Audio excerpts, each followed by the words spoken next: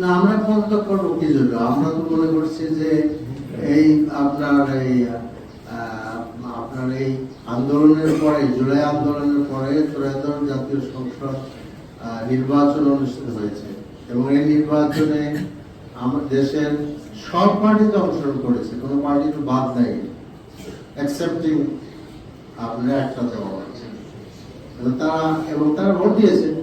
সেখানে আমরা তো শপথ দিয়েছি, বিএনপিও শপথ দিয়েছে। কাজে এই প্রশ্ন তো আসে না যে আমরা পার্লামেন্টে পার্টনার থাকবো কি থাকবো না। পার্লামেন্টে অবশ্যই থাকবো, আমরা পার্লামেন্ট থাকবো, ভূমিকা নিব এবং আমরা শক্তভাবে ভূমিকা নিব। সবকিছু আমরা আইনের মধ্যে থেকে নিব, এটা ভিতরে হবে এবং বাইরে হবে। আমরা চাই যে আমরা যেন ভিতরেই ভূমিকা পালন করে কাজটা শেষ করতে পারি। রাস্তায় তো বহু হাঁটলাম, জেলে থাকলাম, আয়না ঘরে থাকলাম, আপনারা 17 বছর বাইরে থাকলেন, আপনারা ভারতে থাকলেন, এখনো এই পার্লামেন্টে একজন সদস্য এবং একজন আছেন, কমপক্ষে একজন, যার হাজবেন্ডকে এখন আপনার পাওয়া যাচ্ছে না।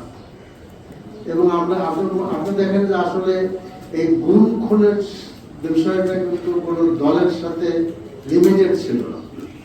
আপনি দেখেন যে ইলিয়াস আলী তাদের লোক না, তাদের নেতা, তো কই সে ইলিয়াস আলী? চৌধুরী আলম কোথায়? আপনার সালাউদ্দিন কাদের সাহেবের ছেলে হুমাম কাদের, আয়নাঘর। কাজে শুধু আরমান যে আয়নাঘরে ছিল তা না, আয়নাঘর থেকে ফিরছে হুমাম কাদের, ফিরছে বেশাগে, আরমান ফিরছে, হ্যাঁ, কিন্তু বাকিরা গেল কোথায়? আয়নাঘরের বাকি বাসিন্দারা আরো কিছু লোক ফিরেছে। কাজে জাতির কাছে কিন্তু অনেক কোশ্চেন এবং অনেক লোকদেরকে আপনার ধরে নেওয়া হয়েছে বিভিন্ন জায়গা থেকে, বাসের থেকে, বাড়ির থেকে, অমুক জায়গা থেকে, তমুক জায়গা থেকে।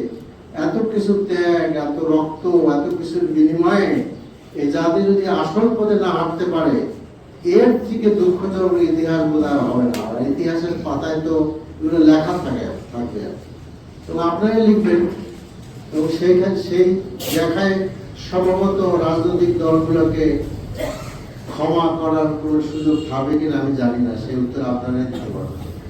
ধন্যবাদ।